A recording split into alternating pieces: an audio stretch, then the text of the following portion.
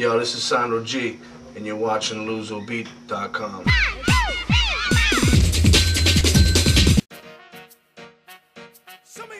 Well, it was tough, you know what I mean? My parents were immigrants. We moved right into the hood. You know, at the time we didn't even know what the hood was, you know what I mean? We came from the beautiful islands.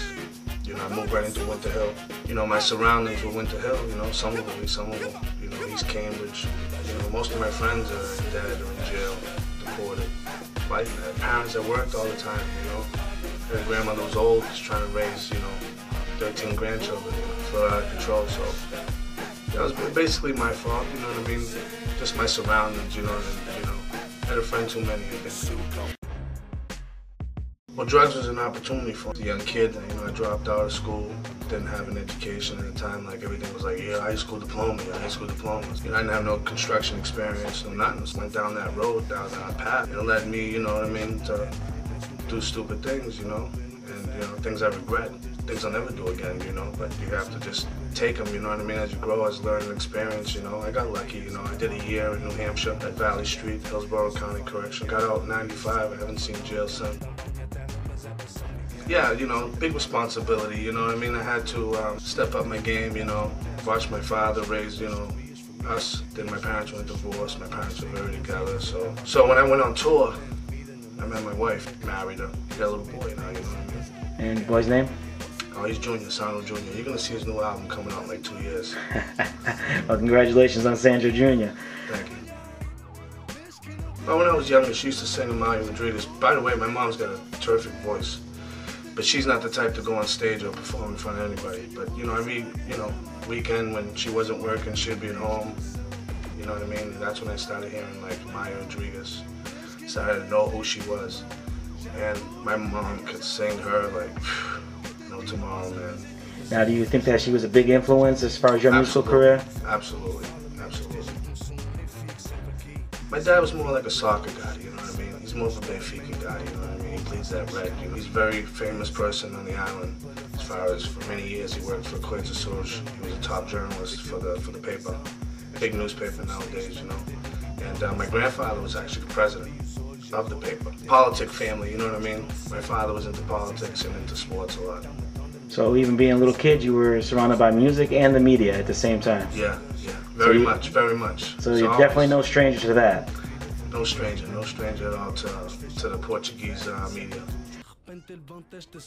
Yeah, that's my biggest smash, without a doubt, you know what I mean?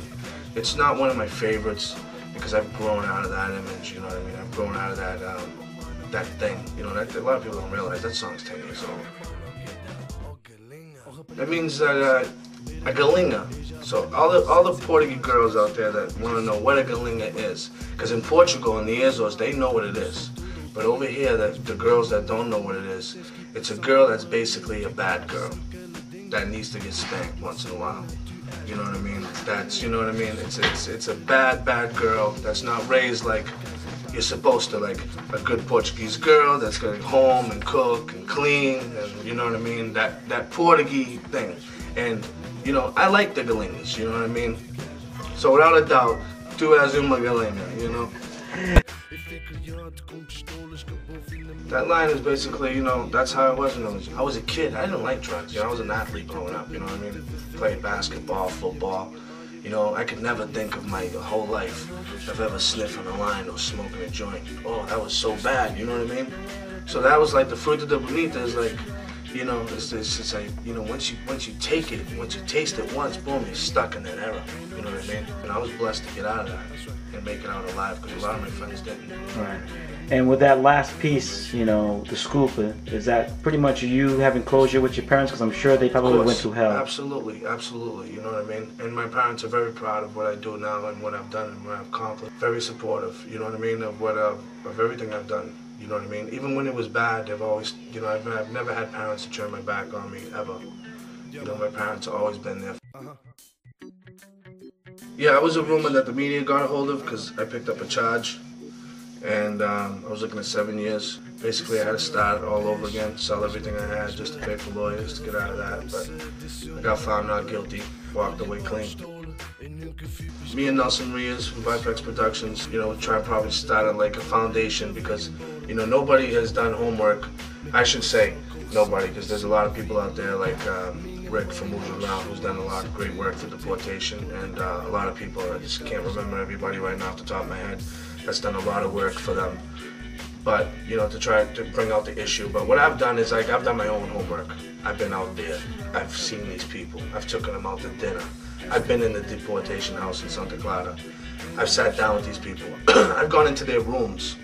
Because over there it's like dorms. Everybody's got their own rooms. It's like 2 beds to a room. And I've been in there, and it's just like a prison cell in there. They all share a bathroom. And when I go in there and I sit down with these guys, they're just like me. They grew up here in America. They did something bad, boom, they got deported. They have no family over there. They're there alone. The island turns their back on them because they're known as criminals. They don't know how to speak that good. They can't read, right? They don't know how the government operates. It's just bad. You know what I mean? And the Portuguese government's allowing this to happen. But it's their fault, because they, you know, what they're doing is they're just going to create an environment. You know, the islands is trying to start this tourism.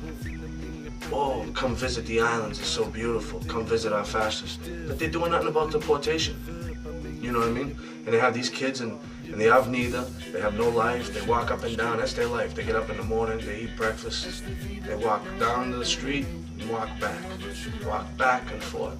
They ask for cigarettes.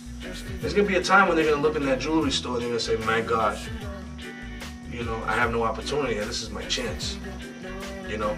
And I have family out there. I have a grandmother. She's 92 years old. Who knows, man? You know, one day somebody might try to rob her. And it's not fair. You can't just do that to people. We want to create a program that allows the families that have been destroyed, you know, even though they did something bad, they got arrested, they're over there, people say, oh, they're deported. But you forget about the families. Some of these guys, they have kids, grandmothers, mothers, they want to visit, you know, and they can't come back here and visit their family. And the families, they're just barely getting by. They can't afford to go visit. So we want to create a funding where we're going to try to get local artists, or even big name artists, you know, and when we put out the call, we're going to see who's who in the hat for our people, to try to do a fundraiser, families to go over there and visit their loved ones. That's what we're trying to do. We're trying to do the Freedom Azores. Can you imagine this? Some people have been probably, you know what, I got a girlfriend, I'm going to get an apartment, he loses his job. She's pregnant. What am I gonna do? Boom, he starts selling drugs, he gets arrested, he goes to jail, the kid's born, he never sees her. Just sees pictures. She's on welfare. She can't afford to go visit him. We wanna create a fund so Froggy from New Bedford can see his unborn child he's never seen before, live, and hold him in his arms and say, yo, I'm your daddy. My life was chose to be this way, I have to live here now, but I'm your daddy. And I think it's unfair for the children. The song is not a message, and it's reality. In Hot Bish, there's Crack McZing. You know what I mean? So if I'm in Hot Bish and I see Crack McZing, I'm gonna write Crack McZing. You know, I don't want anybody to do drugs. You know, I'm a father. You know, the last thing I want is my kids doing drugs. You know, it's a song that explains the people that have dealings with Crack McZing. You know, I hear that song, and sometimes, you know what I mean, I'll hear the hook, and I'll be like, you know, que faz fazer quando eu meto na frente, seduir uma semente com fé por dentro. That's crack. LUSOBEAT.com. You gotta tune in every week, you know what I mean? The smile is bright as cocaine. I'm about to scrape the places to add on to my weight. I'm too impatient to wait. I stay ahead of the race with some metal to taste that'll redden your face. And we can settle the case when you get put in your place. It's impossible to move me now that my foot's in the way. And what I put in the game is what I'll get in return. So I gotta spit harder, boy. There's lots of money to earn. It's funny how